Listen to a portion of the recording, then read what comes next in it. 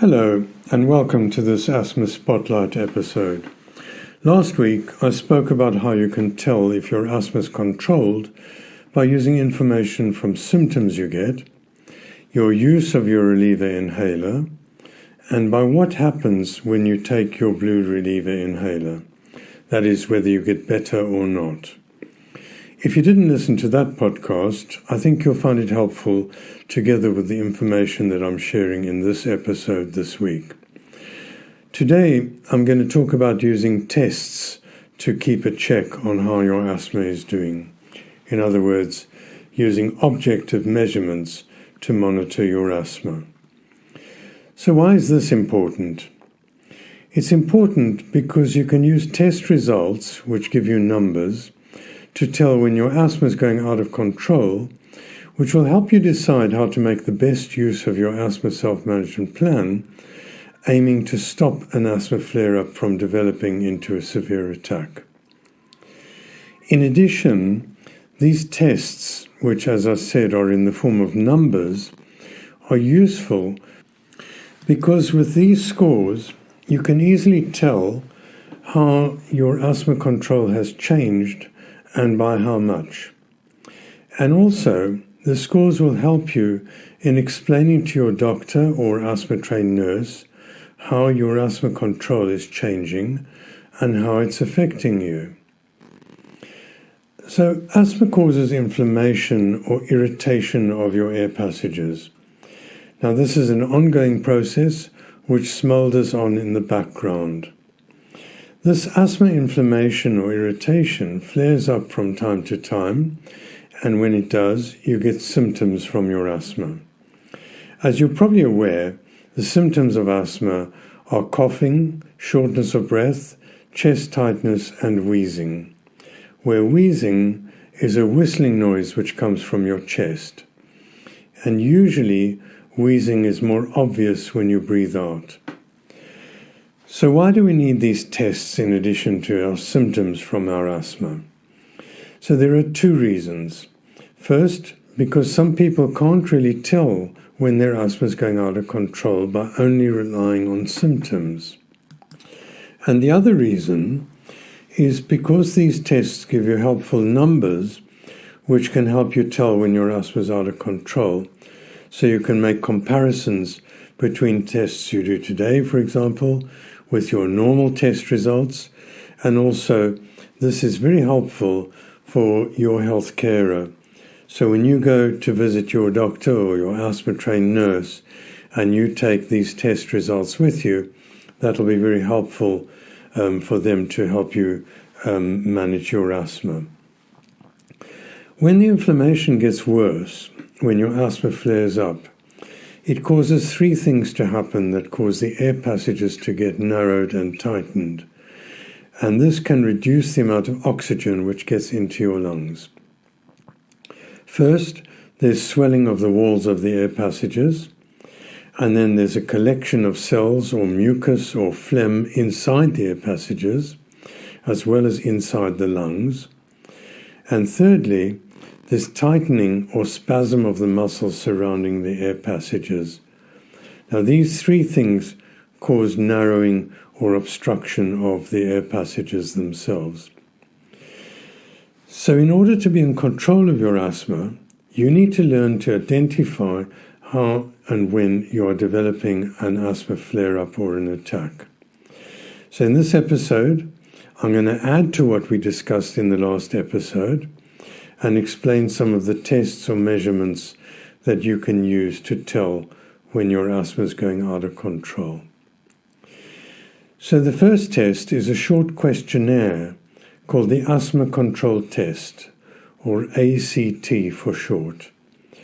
Now this is a symptom test which gives you a score which helps you tell if your asthma is out of control. The test is available freely on the internet, so you don't have to pay for it. And the web address is www.asthmacontroltest.com. And it is available in a number of different languages. It's a reliable test, so it does what it says on the tin. and it's useful for children as well as adults. So the test for children aged 4 to 11 years old has 7 questions. 4 are for the child to answer and 3 for a parent or carer to answer. And this test takes about 5 minutes to do. The test for teenagers and adults consists of 5 questions and only takes a few minutes to do. When you complete this test online at the internet, you get a score.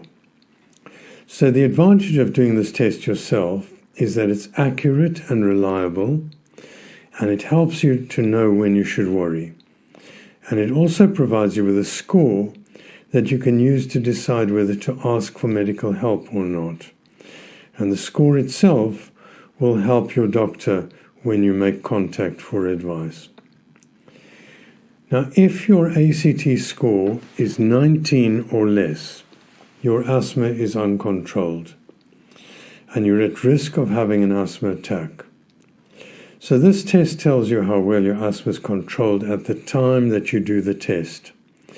And it also tells you how well your asthma has been controlled in the last 4 weeks. So it's not a test you can only do once a year to assess your asthma control. It should be repeated from time to time, especially when your symptoms flare up. So this provides extra information that you can use together with your asthma self-management plan, which you've agreed with your own doctor or your asthma-trained nurse. And once again, I'll repeat, if your ACT score is 20 or more, then your asthma is well controlled at the time you do the test. And if it's 19 or below 19, that would be a time to get urgent advice from your health carer. The second type of test you can use to tell if your asthma is out of control is a lung function test. And this test tells how tight your air passages are. In other words, how severe your asthma is affecting you. So there are 2 tests that are used. One is called a spirometry test, and the other is called peak expiratory flow. And peak expiratory flow is abbreviated to PEF or peak flow. And the peak flow is the one that most people use at home, so I'm going to focus on this one today. So peak flow is a blowing test which measures how fast you can blow air out of your lungs. If your air passages are tight, the reading will be low, and if your air passages are wide open, the reading will be high. So a high reading is good and a low reading is bad. In my own personal opinion, people with asthma should have their own peak flow meter to do their own measurements. And one of the main reasons for this is that there are a number of different peak flow meters on the market, and they do not all give the same readings. So if you have your own meter, you can reliably compare your readings from time to time when you use the meter. However, if you were to use a different meter each time, for example, when you see your doctor, or if you go to the emergency department, or if you're seen in a hospital, the readings may not be comparable from time to time because of the readings you get with different peak flow meters. Now, the other reason for having your own peak flow meter is so you can check and see for yourself how well controlled your asthma is. So, once you have your own peak flow meter, the first thing you need to do is find out what your normal or best reading is. Unfortunately, the normal charts that come with the peak flow meters are not very useful because everyone is different and everyone has their own normal or best peak flow number. And that's the number that you'll use as your own best normal peak flow. So how do you find out what your normal peak flow is? You do this by taking measurements when you are well. So don't do it when you're having an attack. That's not going to help you to establish what your normal readings are.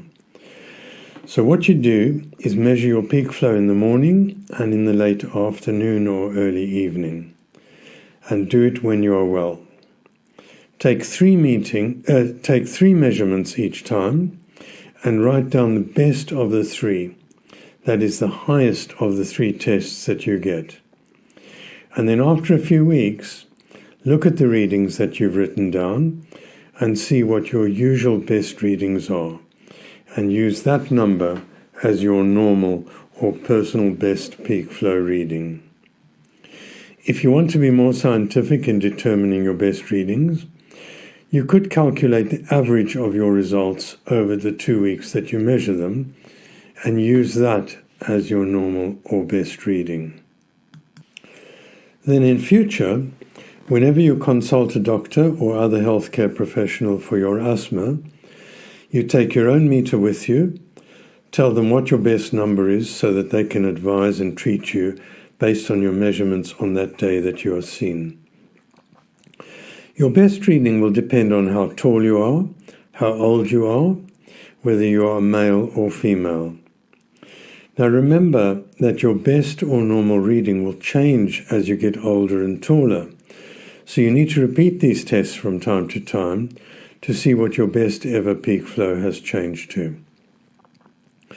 So if you start having symptoms, your peak flow readings will tell you how tight your air passages are compared with your usual best reading.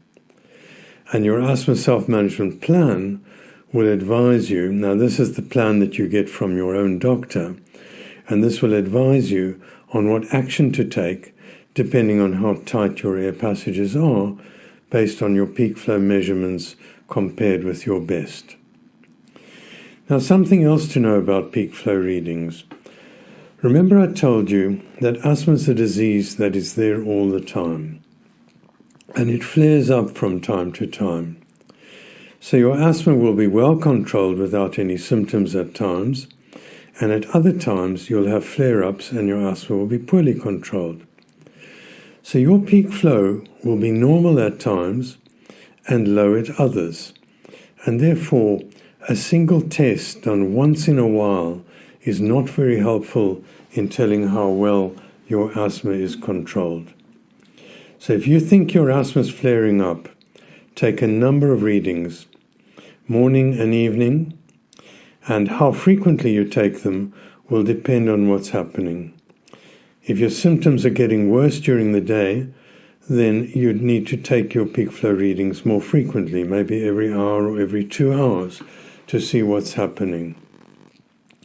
So ideally, at these times, your peak flow should be measured at least twice a day, the best of 3 readings in the early morning, and then again the best of 3 in the late afternoon or early evening.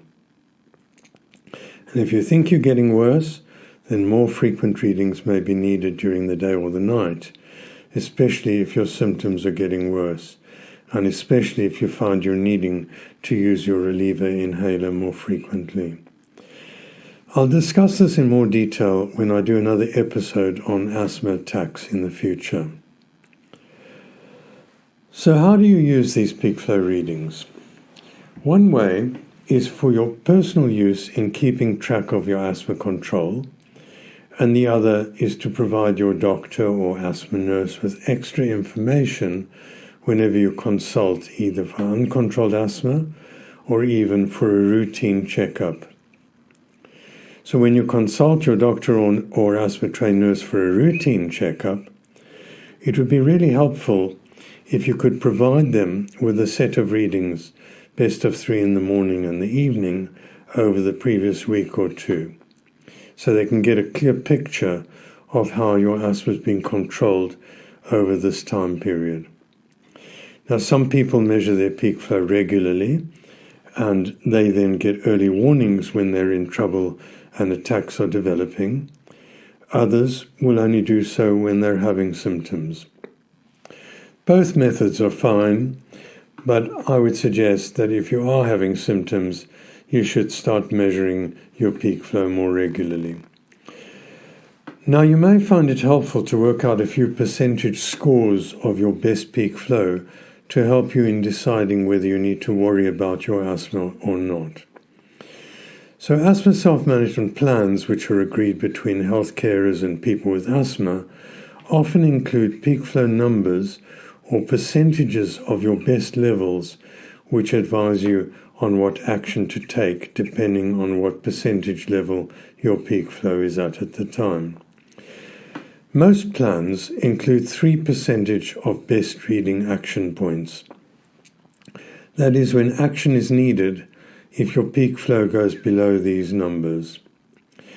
And these percentages are 80% for adults and teenagers, or 90% for younger children, and then the other two percentages are 60% and 30% of your best peak flow. So the easiest way to work this out is to divide your best peak flow by 10 and then multiply that score by either 9 or 8 and 6 and 3. And you'll get the 90%, 80%, 60% and 30% numbers for your peak flow readings. Readings above 90% in children and above 80% in adults and adolescents are regarded as normal control readings. Now, your self-management plan provided by your doctor or asthma nurse will advise you what to do when your peak flow readings drop down or towards the 60% or 30% levels of your best. Now, what I also need to tell you is that there are different ways to keep a record of your peak flow readings. Some people like to use charts where they just write the numbers down, and some people like graphs, and some just like to remember them. Whatever suits you is the best. Now, in my view, I think using a graph or a chart, either on paper or a spreadsheet, so that abnormal patterns can be easily seen, are the most helpful method to use. So if you're recording your peak flow, there are 3 patterns which you can look out for, which will indicate whether your asthma is poorly controlled. And these can be seen very clearly if you're recording your peak flow on a chart or a graph. So the first pattern of poor asthma control is if your peak flow is changing. That is, if it is going up and down from morning to evening or from day to day. The second pattern is if there are marked drops in readings at times. Now, this usually happens late at night or early in the morning, and these episodes where the peak flow suddenly drops down are called early morning dipping. And the third pattern to look for is if the readings are slowly going down and down, that is clearly a danger signal. So in general terms, according to most asthma guidelines, if your peak flow is above 80% if you're an adult or an adolescent, or if it's above 90% in children, then your asthma is well controlled. However, if your readings are below 80% of your best, or in young children below 90% of their best, then the asthma is not well controlled, and your doctor or asthma-trained nurse will advise you what is needed. And this advice is usually given in the form of a self-management asthma plan. Now, if your test results are dropping down towards or below 60% of your best, your lungs are not getting enough oxygen and you need urgent help from your doctor. If your readings are dropping down towards 30% or below 30%, which is also below a third of your best peak flow, you are having a very serious asthma attack and you need emergency medical help. If you're unsure, then the best thing would be to ask your doctor or asthma-trained nurse to advise you how to use your peak flow readings together with your personal asthma management plan and what to do when that happens. As I said, peak flow meters come in many different shapes and forms. You can get electronic ones or manual ones. But whichever kind you get, you need to make sure you know how to use it correctly, and your health carer will be able to help you. Now, another device that can be used to measure how tight your air passages are is called a spirometer. And the readings we get from a spirometer are called spirometry readings. Now, these readings are more accurate than peak flow meter readings. However, these devices are more expensive. So if you do have a spirometer, then the readings that you'll be looking at, called the forced expiratory volume in 1 second, which is also called the FEV1, can also be used to tell how tight your air passages are. And the spirometer will usually tell you how tight they are compared to your predicted or best levels. So if you've got a spirometer, you should ask your doctor or asthma nurse to tell you what levels to use together with your asthma self-management plan and what action you need to take. Now, the third test, the last test I'm going to talk about, which is helpful during an asthma attack, which can help you decide whether to seek medical help, is to measure your oxygen level. And this is done using a small device which clips on your finger, which is called an oximeter. And this helps you to test your oxygen levels as well as your pulse rate. And this provides additional information on how bad an attack is, because it tells you how much oxygen is getting from your lungs into your blood. Now, because everyone is different, you should ask your own doctor to include oxygen levels, which are in the form of percentages, to guide you on your own self-management plan. And in general terms, pulse oximeter readings should be above 94%, and if it's dropping down towards or below that level, then medical advice should be sought. I do need to mention that you should not rely only on one of these tests at a time in order to make decisions.